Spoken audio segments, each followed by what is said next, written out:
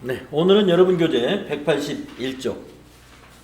우리가 앞 시간에 일반전표 입력에 대해서 여러 가지 증빙의 경우에 어떠한 증빙들이 있는지 쭉 보면서 일반전표 입력하는 연습을 했어요. 이제 일반전표 입력에 대해서는 20점이 출제가 됩니다. 시험에서, FAT 1급에서. 그러니까 20점 출제되는 부분 계속해서 오늘 이 영수증 수치 명세서하고 그 다음 장으로 넘어가면 자금 관리라는 게 있어요. 거기에 다 포함이 돼요. 그래서 지금 우리가 하고 있는 것은 일반전표 입력에 관한 연습을 하고 있다. 일반전표 연습이 끝나면 메인 매출전표, 부가가치세 신고하고 관련된 전표예요. 그것으로 넘어간다 하는 얘기입니다. 자, 그러면 181페이지에 여러분들 이 영수증 수치 명세서라는 게 뭐냐? 요거 한 문제 꼭 나올 겁니다. 영수증 수치 명세서 작성이라는 것은 어떤 것인가 한번 읽어볼게요. 이거 이론에는 나오지 않았던 거예요. 자, 증빙이라 하는 것은 거래 상황에 대하여 객관적으로 입증이 가능한 증거 서류를 말하는데 일정 사업자와 거래건당 3만 원을 초과하는 그런 지출 거래에 대해서는 정규 증명 서류를 받아야 돼요. 자, 우리가 여러분들 앞 시간에서 배웠다시피 증빙이라 하는 것은 이게 회사의 회사의 업무상 비용으로 지출됐다 하는 것을 증명하는 거거든요. 그런데 아무런 증명 서류가 다 되느냐? 그렇지 않고 3만 원이 초과되는 거래에 대해서는 정규 증명 서류를 받도록 되어 있다 이거예요. 그러면 정규 증명 서류는 뭐냐? 네 가지입니다. 세금 계산서, 계산서, 신용카드 매출전표, 현금 영수증. 이거 암기하셔야 돼. 암기하셔야 됩니다. 정규 증명 서류가 무엇이냐? 정규 증명 서류는 세금 계산서, 계산서, 신용카드 매출전표, 현금 영수증. 이 네 가지입니다. 여러분들 그 학습 안내서 제가 여러분 나눠드리면서 NCS 능력 단위별 평가 시험 본다 그랬잖아요. 그 평가 시험 보는 날짜도 쭉 나와 있죠. 여기 이 문제 지금 생각이 납니다. 이 문제 꼭 냅니다. 정규 증명 서류 네 가지를 써라. 그러면 여러분이 뭐예요? 정규 증명 서류 하면은 세금 계산서, 두 번째 계산서, 그 다음에 신용카드 매출전표, 그리고 현금 영수증. 우리 일상생활에서 많이 쓰는 거예요. 자, 이것을 수취해야 됩니다. 그런데 3만원 초과 지출인데 이 정규 증명 서류를 받지 아니하고 수취하지 않은 경우에는 지출증명 미수치 가산세 거래금액의 2%의 가산세를 법인세 신고 때 납부를 해야 돼요. 그래서 정규 증명 서류를 수취하지 않은 경우에 영수증 수취 명세서라는 걸 추가적으로 작성을 합니다. 그래서 제출해야 된다 하는 것입니다. 자, 정규 증명 서류의 이해를 다시 한번 볼게요. 지출 증빙 수치 3만 원 초과 거래에 대하여 정규 증명 서류를 갖추지 못하였을 경우 영수증 수취 명세서를 작성하여 제출하며 제출 자료에 대하여 2%의 가산세가 부과된다. 3만 원 초과 거래 중에 제외 대상 거래가 있을 수 있어요. 자, 3만 원 초과 거래인데 위에서 나오는 정규 증명 서류, 세금 계산서도 아니요, 신용카드 매출전표도 아니요, 계산서도 아니요, 현금 영수증도 아니다. 그런 것은 뭐가 있을까요? 예를 들면 정부에다가 세금을 냈다. 세금 내고 세금 계산서 해달라고 못하죠? 없어요. 네. 그래서 뭐 세금 그 영수증이라든가 또는 보험료를 납부하면 보험의 그 뭐죠? 그 보험 증권이라고 있어요. 보험 증권이 그냥 증빙을 대신하는 거예요. 그런 보험료라든가. 네. 그래서 3만 원 초과 거래이지만 정규 증명 서류를 받을 수 없는 것이 있습니다. 그거는 제외예요. 그것은 제외고 그러지 않은 것은 2% 가산세가 부과됩니다 하는 것이에요. 자, 정규증명서류의 범위 여신 전문 금융법에 의하여 신용카드 매출전표, 현금영수증, 세금계산서, 계산서. 아까 위에 나왔던 거 그겁니다. 저 위에서 또 나왔죠? 정규증명서류는 세금계산서, 계산서, 신용카드 매출전표, 현금영수증이다. 예, 암기가 필요하다. 자, 그러면 이 서류를 한번 보세요. 지금 밑에 수행 내용 이걸 해볼 텐데, 이 영수증은 이제 우리가 간이 영수증이라고 하는 거예요. 간이 영수증. 이건 현금 영수증이 아닙니다.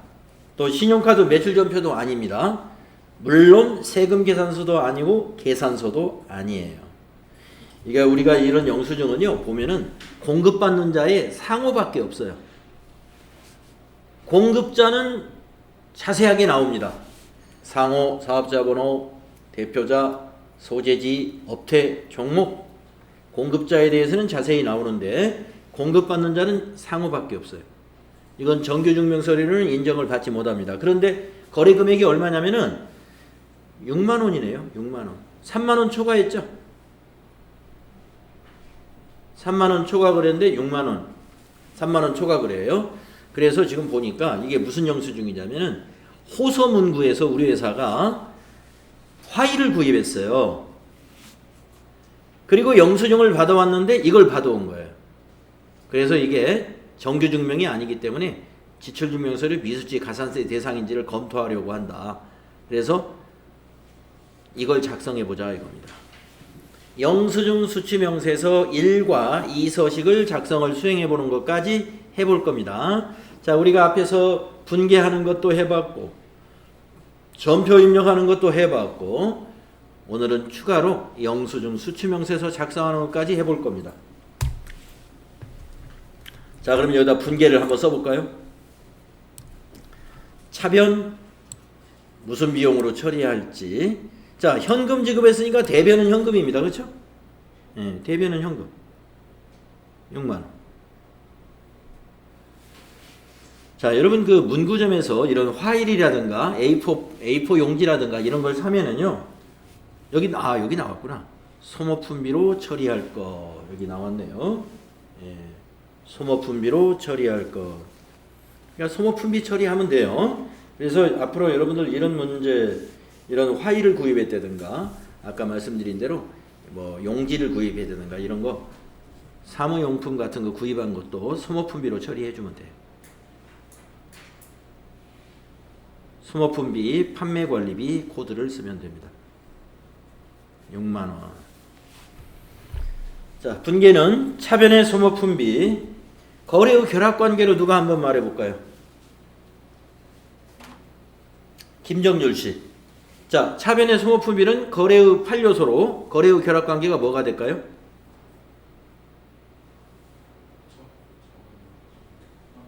에? 소모품비 비용이에요. 비용. 예, 비용 발생. 판매 관리비입니다. 예, 비용 발생. 대변은 뭐가 될까요? 현금. 자산 감소. 그래서 이 거래에 의해서 우리 회사는 6만 원이라는 비용이 발생했고 자산이 6만 원 감소하는 결과를 초래하게 된다. 이런 걸 인식하면서 우리가 회계 처리를 해야 된다. 자, 이제 전표 입력해 보세요. 날짜는 4월 2일입니다. 자, 일반 전표 꺼내가지고 한번 해보세요. 일반 전표 꺼내서 4월 2일 해보면은 3001번으로 로그인 하신 분은 전표가 다 입력되어 있을 거예요. 3001번으로 로그인 하신 분은 4월 2일 전표가 입력이 되어 있을 겁니다. 예, 그걸 지워버리고 한번 해보세요. 지워버리고. 입력되어 있죠? 4월 2일 2 엔터. 아니 뒤에다가 2 엔터.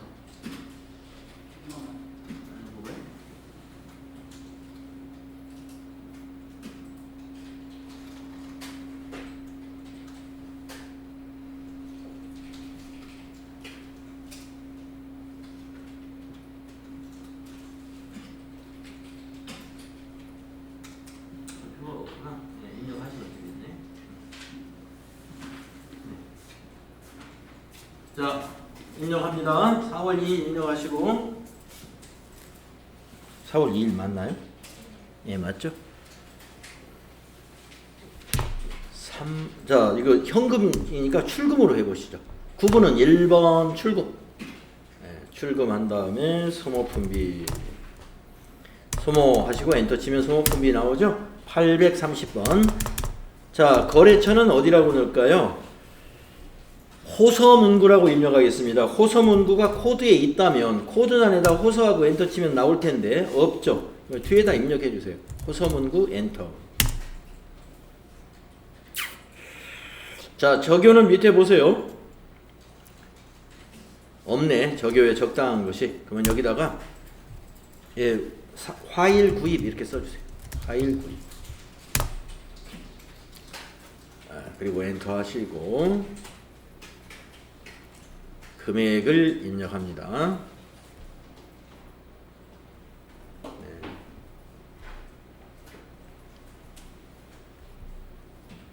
자, 금액은 얼마죠? 5만원. 6만원. 네, 6만원. 60 플러스 엔터. 이렇게 입력하시면 밑에 분계가 차변의 소모품비 6만원, 대변의 현금 6만원. 이게 딱 입력이 되어 있죠. 자, 이거는 이제 전표 입력을 한 거고, 수행 3번에 보면은 영수증 수취명세서 1과 2 서식을 작성하시오 이랬단 말이에요. 자, 그러면 영수증 수취명세서라는 건 어디에 있느냐? 자, 회계 메뉴 가셔가지고 여기에 있습니다. 여기 찾으셨죠? 네, 클릭. 자, 영수증 수취명세서 열었습니다. 자, 거래 날짜는 2021. 예, 똑같아요. 그 전표 있는 날짜 0402. 예, 2021 0402. 상호. 예, 상호 그대로 입력하세요. 호서문구. 엔터. 성명 그대로 입력합니다. 이사람.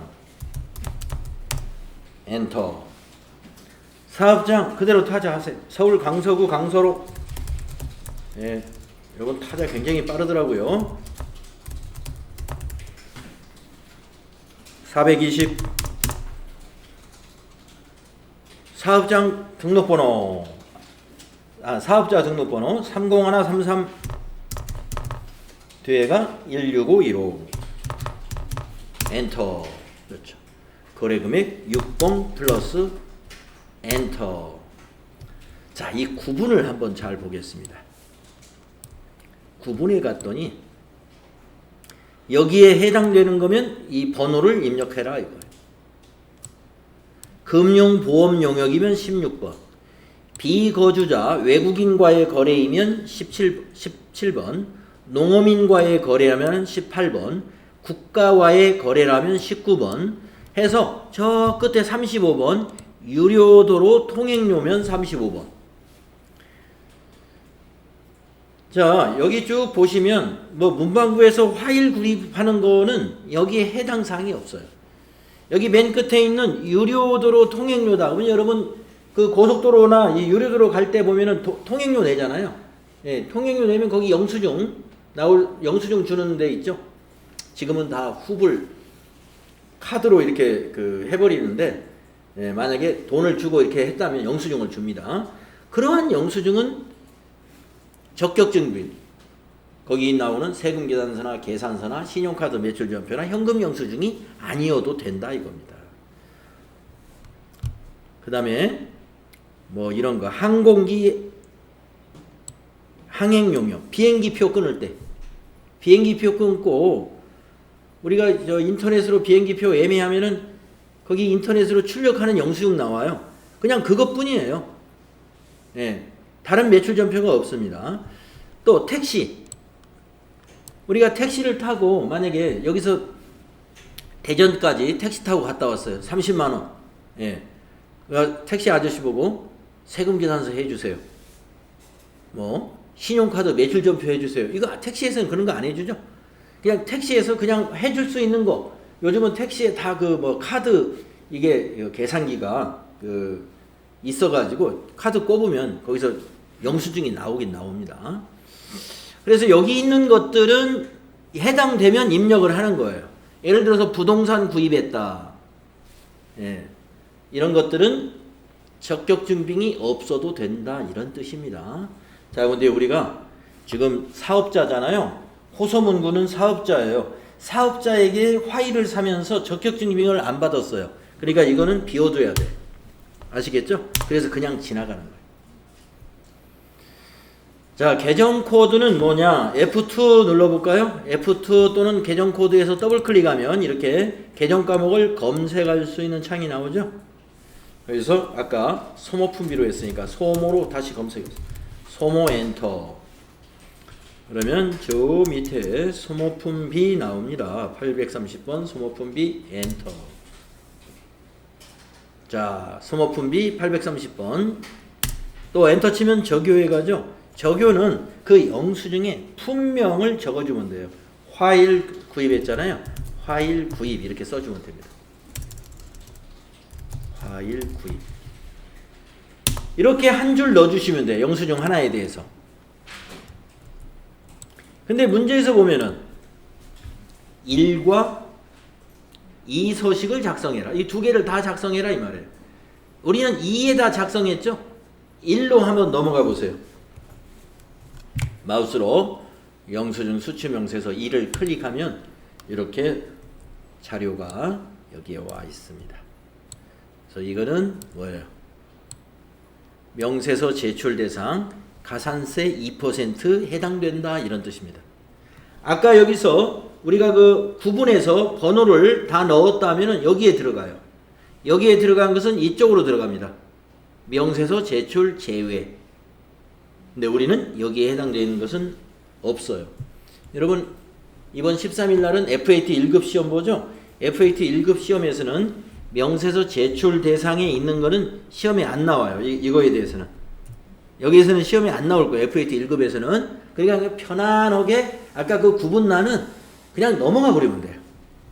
네, 그냥 지나가 버리고 계정 과목 쓰고 금액 쓰고 뒤에 적요까지 잘 넣어주시고. 자, 이러면 일로 온 다음에 이걸 저장을 해둬야 되는데 위에 메뉴에 보면 저장하는 메뉴가 없잖아요. 그런 메뉴는 여기 닫기를 그냥 눌러요.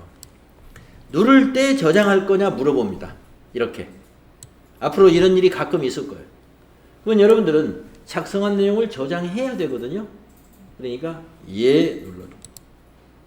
네, 여기까지 하셔야 돼요.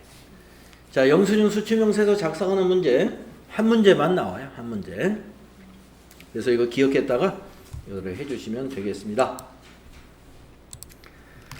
자, 이렇게 해서 우리 일반전표 입력하는 여러 가지 증빙에 따른 일반전표 입력하는 거 우리가 해봤습니다. 다음 183페이지 제 2장으로 한번 넘어가겠습니다. 제 3장이죠. 3장으로 넘어가겠습니다. 자금관리. 자, 제가 지난주 금요일날 지난 시간에도 말씀드렸습니다만 자금관리도 전표관리라고 생각하시면 된다고 그랬죠. 네. 자금관리도 차변, 대변, 전표관리처럼 똑같이 입력할 거예요.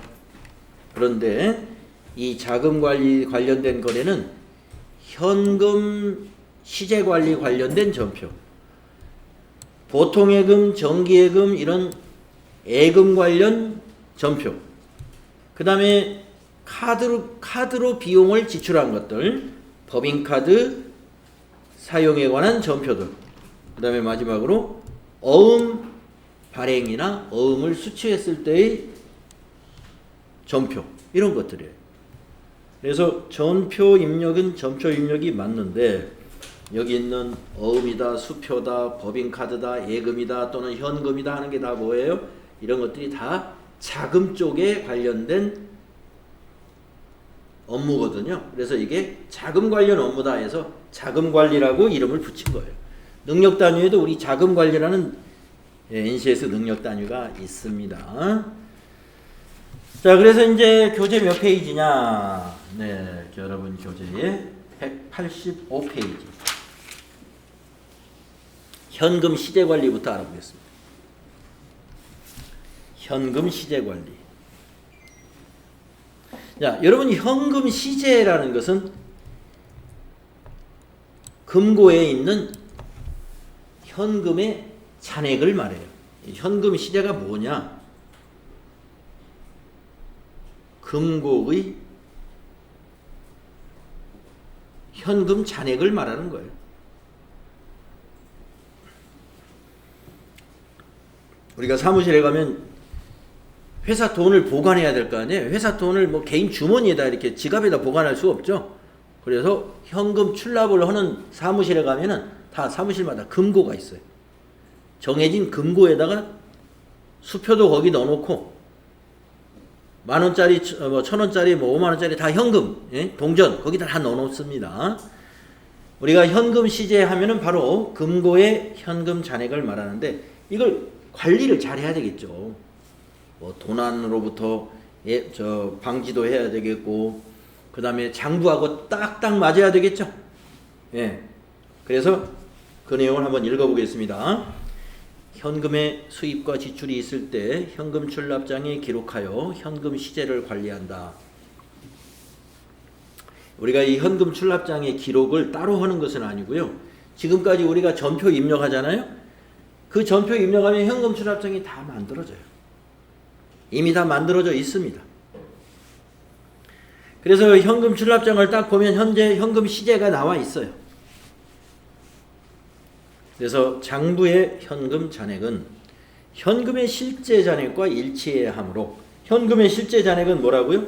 금고의 잔액.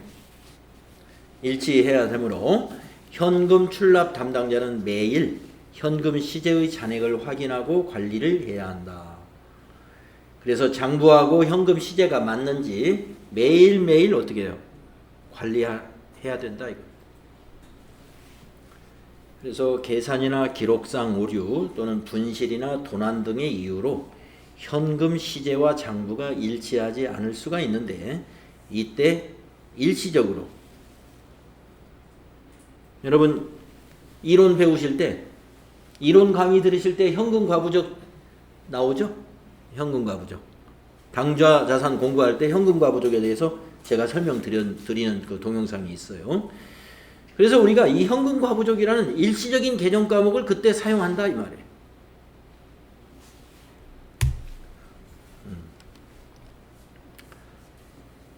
그래서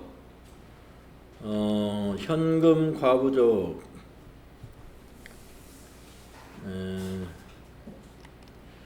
현금 과부적에 대해서 여기 그 다음 페이지 이 표에 설명이 나오네. 이거 꼭 알아두십시오. 현금 과잉시. 자, 이 표가 현금 과부족이었을 때 처리하는 방법이에요.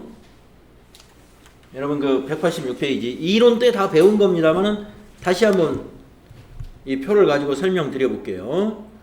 현금 과잉시라는 건 뭐냐면은 장부의 현금은 10,000원인데 실제 현금이 30,000원이다라고 가정을 해보자 이겁니다. 그러면 20,000원이 현금이 더 많아요. 많으면 어떻게 해야 돼요? 장부에 수정을 해야 됩니다. 그래서 차변에 현금 20,000원, 대변에는 이게 무슨 돈이 20,000원이 들어온지를 알 수가 없어요 현재. 그럴 때는 현금 과부족 20,000원 이렇게 임시 계정으로 회계 처리한다 이겁니다. 자, 그런데 결산하는 날이 돌아왔습니다. 12월 31일. 어느 날 이렇게 20,000원이 많았었는데 12월 31일 결산하는 날까지 그 원인이 안 밝혀졌어요. 현금 과부족이 그러면 잔액이 20,000원이 남아 있겠죠. 이거 없애줘야 돼요. 없애줄 때는 반대쪽에 가서 없애줍니다. 반대쪽에 가서 그래서 현금 과부족 20,000원, 대변에는 잡이익 20,000원 이렇게 처리합니다. 잡이익. 그래서 현금 과잉은 원인이 안 밝혀지면 잡이익이라는 수익으로 발생이 된다. 이 흐름 알고 계셔야 돼. 꼭 알아야 됩니다. 시험 문제 나와요. NCS 평가 문제 제가 냈습니다. 여러분 NCS 평가 문제는 60점 이상 맞으셔야 돼. 60점 이상 안 맞으면 어떻게 돼요? 여러분 수료증에 F 찍혀요. F. 그러니까 네, 60점 이상 맞는 거는 수업 시간에 집중만 잘 하시면 다 60점 이상 맞아요. 예, 집중 안 하시거나 결석하신 분만 못 맞을 거예요. 그러니까 잘 집중해서 잘 들어주셔야 됩니다. 자, 이제 밑에 거 볼까요? 밑에는 자, 장부상은 10,000원인데 금고에 가봤더니 5,000원 밖에 없어요. 그러면 이거는 현금이 부족하다는 거죠. 5,000원이 부족합니다. 그러면 어디요? 장부에서 5,000원을 줄여줘야 돼. 그래서 대변에 현금 5,000원, 자산 감소, 없어졌구나. 근데 차변에 이게 무슨 비용으로 나갔는지 알 수가 없어요. 그래서 현금과 부족 5,000원 임시 계정으로 회계 처리해 둡니다. 그런데 이것도 마찬가지로 12월 31일 결산일까지 그 원인이 안 밝혀졌답니다. 그러면은 현금 과부족 없애야 돼. 없앨 때는 반대쪽 대변에다 5,000원. 차변에 이것을 잡손실로 처리합니다. 비용 발생. 아시겠죠? 그래서 현금 부족했던 것은 나중에 잡손실 차변에서 발생하고 결산 때 남았던 것은 대변에 잡이익 이렇게 발생한다 하는 거 잘 이해해 두시면 돼요. 그러면 현금 과잉인데 원인이 밝혀진 경우를 한번 예를 들어볼까요? 자, 여러분 이거 할 수 있을 거예요.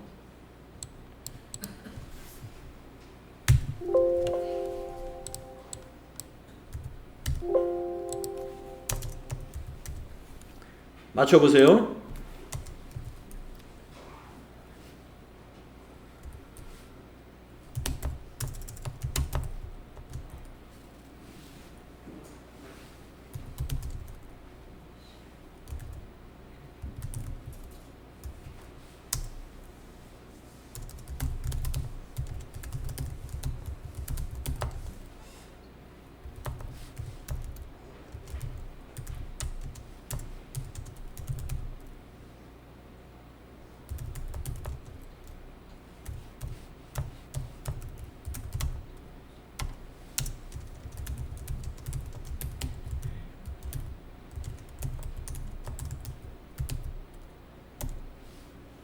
자, 5월 24일 날 이제 퇴근을 해야 되는데 현금 출납 담당자는 퇴근하기 전에 장부하고 금고하고 딱 맞는지 확인하고 금고문 딱 잠그고 이제 퇴근해야 돼요. 그래서 지금 장부를 보니까 현금 잔액이 현금 출납장에 50만 원이에요. 근데 금고를 열어보니까 70만 원이 있어. 그 20만 원을 빨리 챙겨가지고 퇴근을 해야 되나요? 안 되죠. 안 되죠. 그래서 지금 오늘 일단 맞춰야 되니까 원인을 모르니까 이렇게 해서 맞춘다 이겁니다. 자, 박경학 씨 어떻게 해서 맞출까요?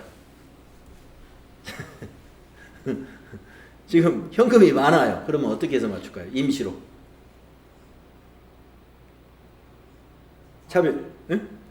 차변에 현금이 많으니까 장부에다 잡아야죠. 현금 20만 원. 예, 현금 20만 원. 대변은 뭘까요?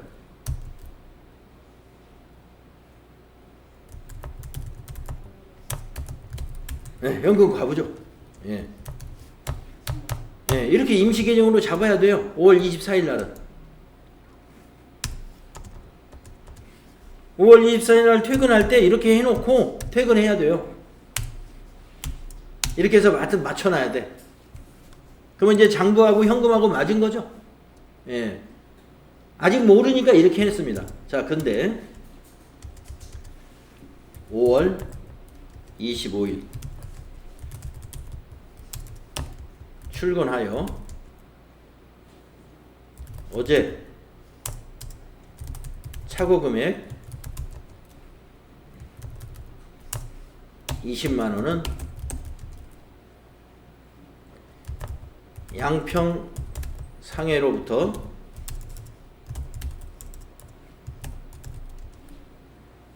상품 판매에 대한 계약금이 입금된 것으로 확인되었다. 사장님이 계약금을 받아다가 내가 자리 비운 사이에 금고에다 딱 넣었더라 이거예요. 그것이 이제 확인됐어요. 자, 5월 25일 어떻게 분개해야 될지 확인됐습니다. 현금과부적 20만 원이 확인됐어요. 박주영 씨 어디 계신가요? 네, 이거 어떻게 해야 될까요? 한번 생각해 보세요.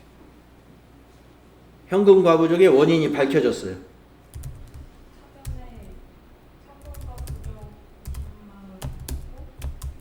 맞아요. 원인이 밝혀지면 요 현금과부적 반대쪽에 와서 없어져야 돼. 일단. 자, 이제 대변을 뭐로 할까요? 계약금 받았어요.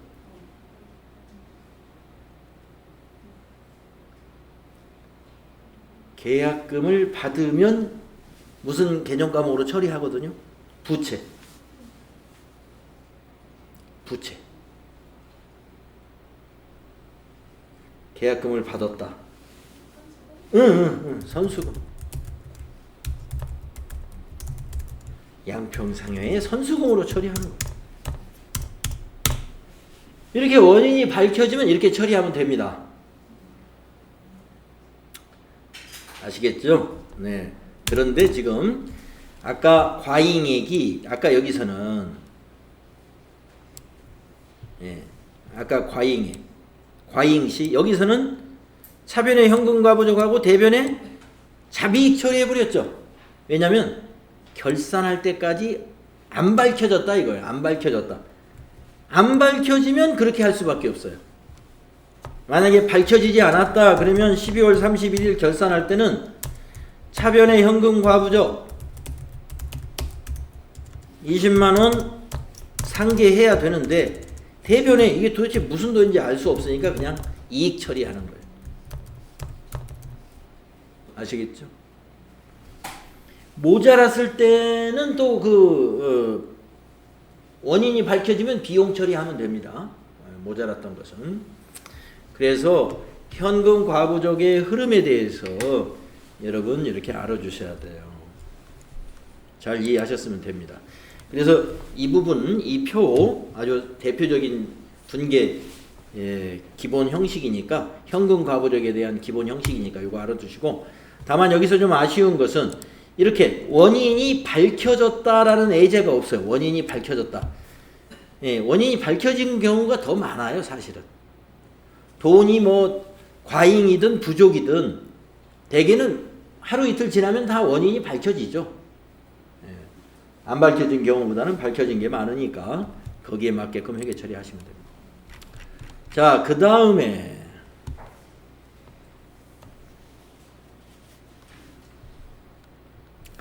여기 소액현금 제도에 대해서 말씀을 드리겠습니다.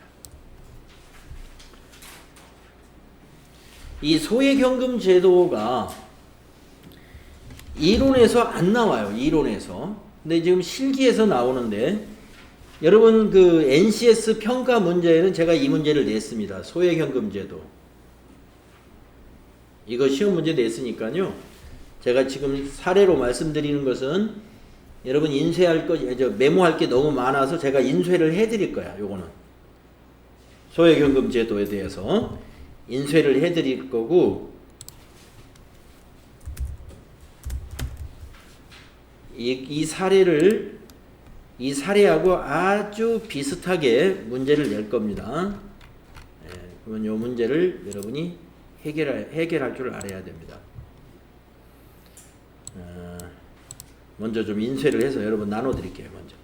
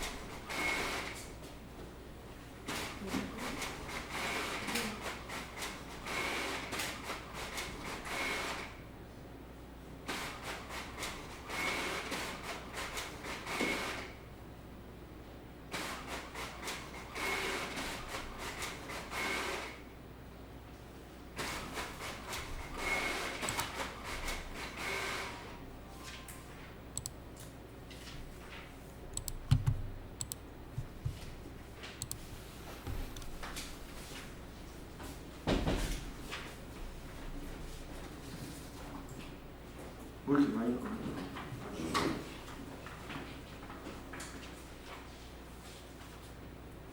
뒤로 한 장씩 넘기십시오.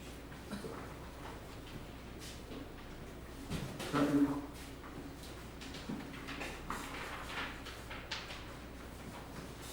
옆으로.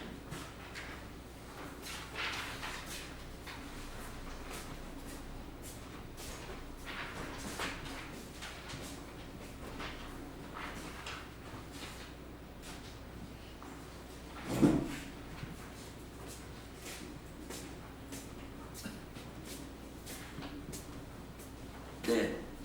소액현금 제도 사례를 제가 여러분에게 지금 인수해서 나눠드린 거고요. NCS 평가 문제는 이대로 금액은 똑같진 않을 거예요. 이와 형식을 똑같이 해서 낼 텐데요. 여러분 이해를 먼저 하겠습니다. 자, 소액현금 제도라는 게 뭐냐? 지점 등에서 필요한 금액의 현금 지급 한도를 정해놓고 현금을 전달하여 지점 등에서 현금 결제를 용이하게 할 수 있도록 하며 일정 기간 후에 증빙 또는 사용 내역을 보고하여 그 금액만큼을 보충해주는 제도이다. 이게 무슨 제도이다라고만 여기 지금 설명을 해놨고요. 그러면 소액현금 제도에 대해서 회계 처리를 어떻게 해야 되는지가 지금 쏙 빠져 있어요. 쏙 빠져 있는데 왜 빠져 있을까요? 그러니까 저기 우리 FAT 시험에는 그냥 요 정도만 알아도 된다 이거죠. 요 정도만 알아도. 뭐 분계까지 이렇게 시험을 안 낼 거다 이거 FAT 시험에는. 그러니까 FAT 시험에는 안 나옵니다. 안 나오는데 NCS 평가 문제로는 나와요. 그러니까 NCS 평가라는 게 뭐냐? 만약에 여러분 그 지금 국비로 공부하시는 분들은 뭡니까? 뭐 이수자 평가라든가 이거 외부에서 평가도 나오는 수가 있어요. 아시죠? 잘 모르셨나요? 외부에서 평가 나오면요, 잘 가르쳤는지 안 가르쳤는지 이렇게 확인을 합니다. 확인을. 그러면 이제 여러분들 그때 제가 NCS 그 학습 모듈이라는 거, NCS 학습 모듈이라는 거 그 사이트 소개했잖아요. 거기에 가면 교재가 다 있다고 그랬죠. 그 NCS 교재에는 이 소액현금 제도가 아주 자세히 나와 있어요. 회계 처리하는 것까지. 그래서 자금관리 쪽에서 이것을 물어봅니다. 그 평가위원들이 오면은 물어봐요. 그러니까 여러분들은 알아두셔야 돼. 기본을 알아두셔야 된다. AT 시험에는 안 나오지만은 실무에서는 많이 쓰기 때문에, 실무에서는 쓰기 때문에 알아둬야 된다 하는 겁니다. 자, 여기에 의미가 무슨 의미냐면요. 여기 지금 이런 의미입니다. 여기 지금 제가 예제로 여러분 나눠드렸잖아요. 이천건설이라는 회사가 있다고 보세요. 자, 이천건설이 사무실이 이천에 있어요. 이천건설은 사무실이 본사가 이천에 있습니다. 그런데 건설회사라는 특징이 뭐냐면은 사무실이 있는 데서만 일을 하는 것이 아니라 공사를 어디 걸 따오느냐에 따라서 서울에 가서도 공사할 수가 있고 뭐 전라도에 가서도 할 수가 있고 경상도에 가서도 할 수가 있어요. 그런데 음성에서 공사를 하게 됐어요. 음성. 장호원 밑에 음성에서. 그러면 이제 우리가 음성의 현장이 만들어진단 말이에요. 앞으로 6개월간 거기서 무슨 공사를 해야 된다. 6개월. 그러면 6개월간 거기 현장 사무소가 만들어지겠죠. 네. 그러면 거기 현장 사무소 만들어졌으니까 거기 프로그램 깔고 회계 처리할 수 있도록 회계 담당자도 뽑고 이렇게 해야 할까요? 그렇게 할 수가 없어요. 왜냐하면 6개월 후에 거기 또 철수 없어지고 또 다른 현장이 만들어요. 그러면 거기 있는 종업원 또 퇴사시키고 거기서 사람 또 뽑고 또 프로그램 거기에 또 설치하고 뭐 그렇게 복잡하니까 그렇게 안 합니다. 안 하고 거기 이제 임시직 직원을 하나 사무직을 뽑든지 아니면은 규모가 작으면은요 그냥 현장 여기서 거기 나가서 책임자 있죠. 소장이라든가 누가 책임자가 나가 있단 말이에요. 그 책임자한테 그냥 줘버려요. 당신이 알아서 이렇게 돈 쓰고 대신에 그 사용 내역은 양식을 쫙 줘서 사용 내역서 작성하고 거기에 증빙 첨부해가지고 한 달에 2번씩 사무실로 가져와라. 네? 보내세요. 이렇게 하는. 그리고 다시 쓴 돈 다시 채워주는 거예요. 그 스토리입니다. 한번 보세요. 자, 소액현금이라는 말은 전도금과 같은 말이에요. 알아두세요. 소액현금은 개정과목으로 전도금을 쓰기도 합니다. 같은 개정과목이에요. 자, 소액현금 제도, 즉 전도금을 운영하는 경우 회계처리의 사례. 주식회사 이천건설은 전도금 계정을 운영하며 음성 현장에 전도금, 가로 열고 소액연금 같은 말이다 이겁니다. 100만 원을 보통예금 계좌로 이체하여 지급했다. 이때 회계 처리는 어떻게 해야 되느냐? 이렇게 해라. 자, 보통예금으로 이체 지급했으니까 회사의 보통예금 통장에서는 돈이 나가죠. 그러니까 대변의 자산 감소. 즉 보통예금 거래처 농협 100만 원 이렇게 해라 이겁니다. 이 보통예금의 통장이 농협 통장이다 이 말이에요. 그리고 차변에는 이 100만 원을 앞으로 음성 현장에서 어떻게 쓸지 몰라요. 모르니까 아직은 사용을 안 했으니까 사용 안 한 것은 아직 자산이죠. 그래서 전도금 거래처 음성 현장 이렇게 음성 현장으로 거래처 코드를 만들어 가지고 전도금을 자산으로 잡아놓습니다. 자산 증가. 여러분 전도금은 자산 계정 과목이에요. 아셨죠? 전도금, 소액연금, 자산입니다. 다음에 이제 두 번째 보세요. 그로부터 이제 보름이 지났다고 보겠습니다. 음성 현장에서는 전도금 사용 내역과 관련하여 영수증을 첨부하여 본사에 송부하고 본사는 전도금 사용 내역에 따른 회계 처리를 한 다음에 사용액을 보충 지급하기로 하고 보통예금 계좌에서 이체하여 지급하였다. 두 건의 회계 처리를 하시오. 너무 복잡한가요? 자, 끊어서 생각해 보세요. 이만큼 사용 내역서가 이렇게 올라왔다 이겁니다.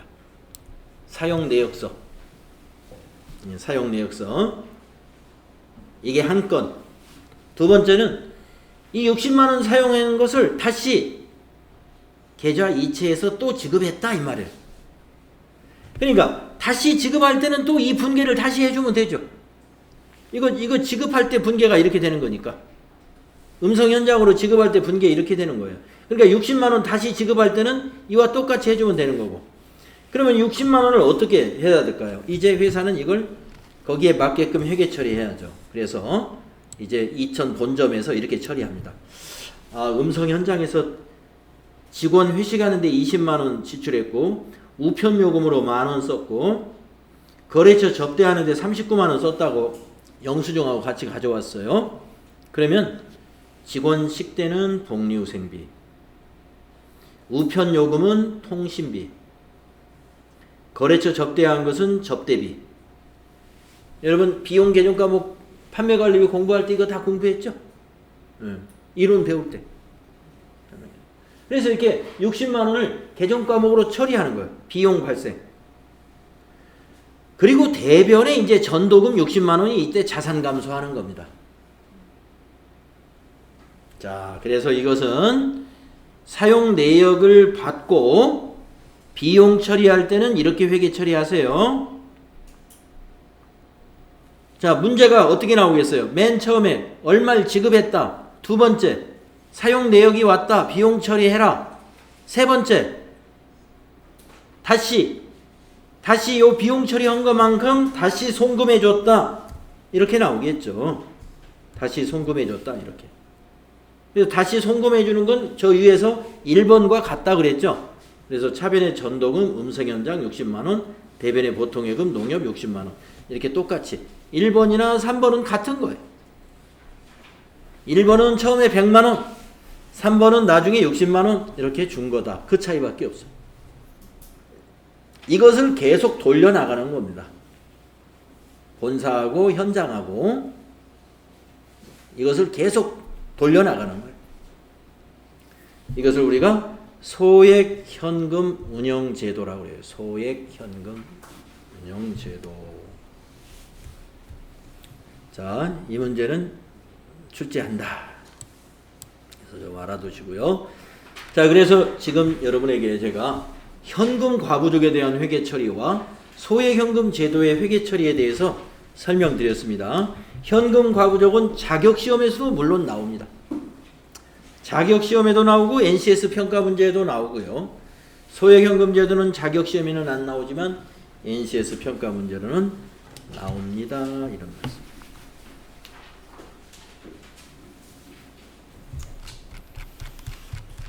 자, 여러분 현금을 관리하는데 현금 출납장 필요하고요. 그 다음에 일개표, 월개표 필요합니다. 일개표, 월개표 보는 거 연습을 우리가 할 거예요. 자, 그래서 수행 내용 해보도록 할게요. 이제 187페이지에 수행 내용을 보도록 하십시오. 1번 3월 31일 현재 현금 잔액은 얼마인가? 이 현금 잔액을 확인하는 방법은 3월 31일 거다? 굉장히 방법이 많아요. 그 방법을 한번 다 써보겠습니다, 여러분. 자, 맨 먼저 여러분 현금 잔액을 확인하는 가장 기본이 뭐예요? 현금 출납장.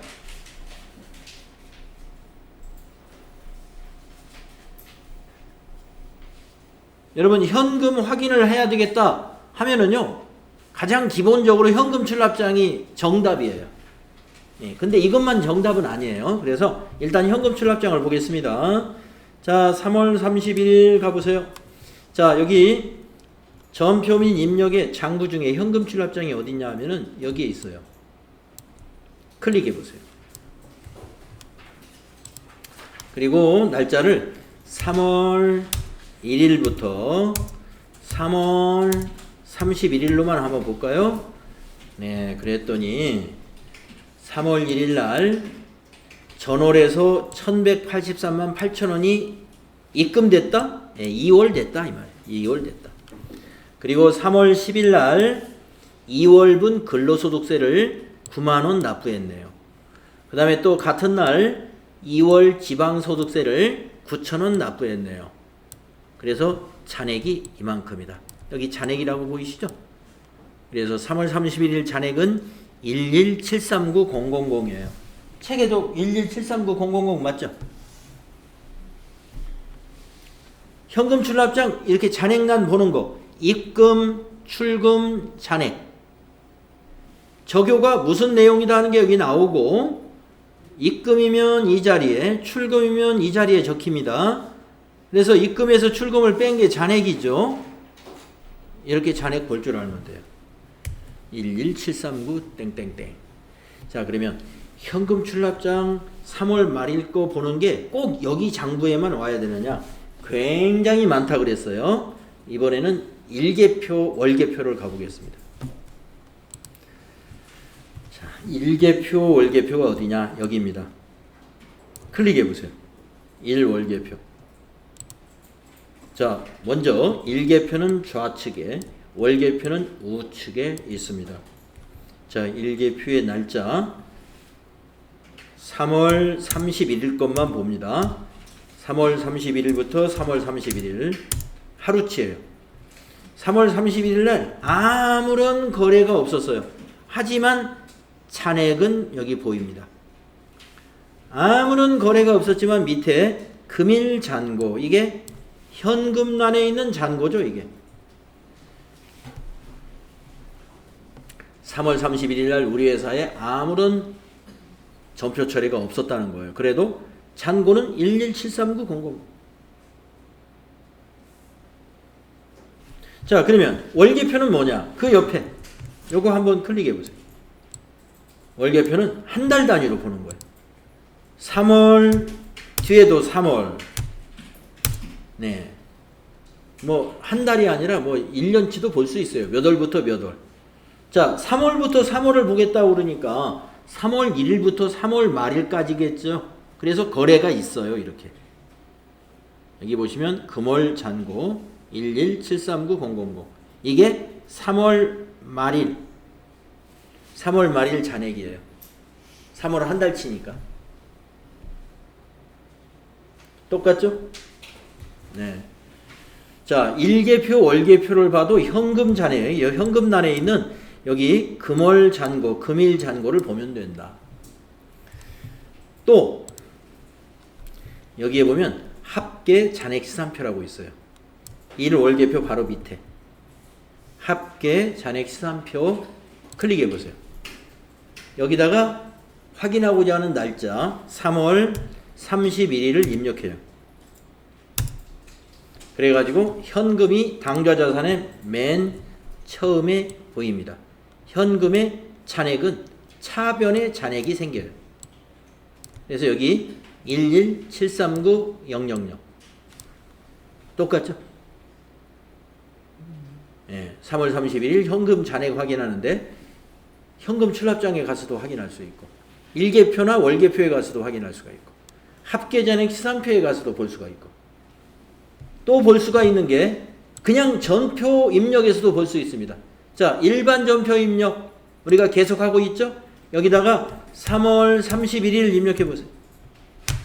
일반 전표 입력 메뉴에다가 3월 31일 입력하고 바로 그 오른쪽을 보세요. 3월 31일 날짜 넣고 바로 오른쪽에 보면 여기 현금 잔액 1173900 이렇게도 확인이 돼요. 그리고 말일 날 거니까 재무상태표에서도 확인이 됩니다. 자, 재무상태표 가보겠습니다. 여기 있습니다. 재무상태표 여기요. 자, 결산재무제표에 있는 재무상태표. 재무상태표는 날짜를 입력 못해요. 월만 입력해요. 3 엔터. 이게 3월 말이에요. 3월 말에 여기 당좌자산의 첫 번째 있는 현금 여기 보세요. 금액이 11739 이게 잔액이에요.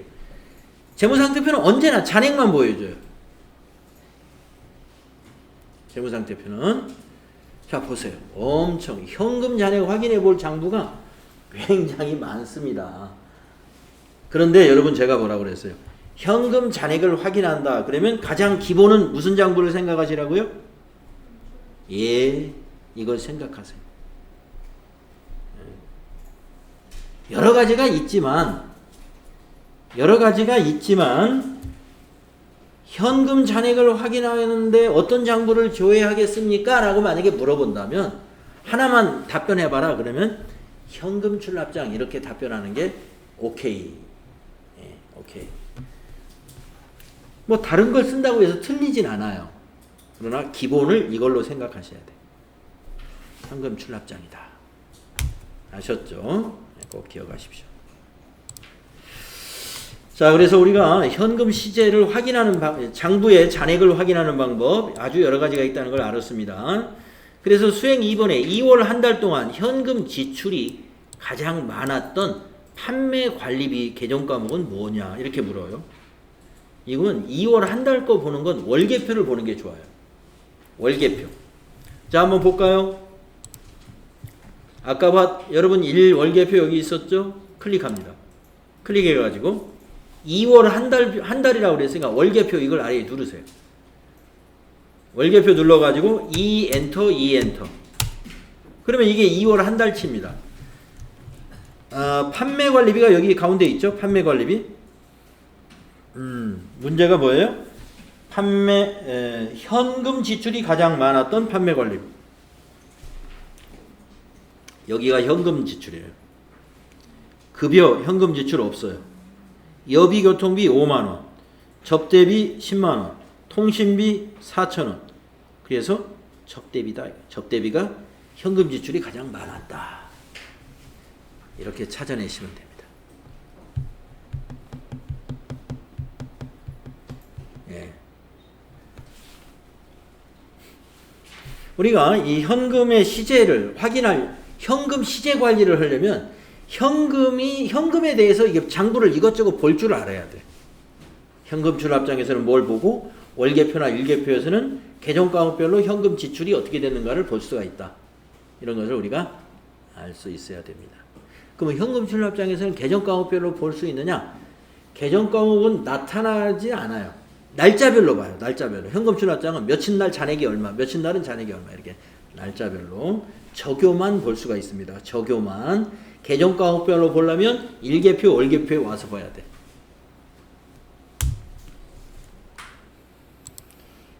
예. 그래서 현금 시제 관리와 관련된 장부를 우리가 확인해 봤습니다. 자, 10분간 쉬었다가 다음 시간에 보통예금, 정기예금 이런 예금과 관련된 거 공부해 볼게요. 3시 10분까지 쉬겠습니다.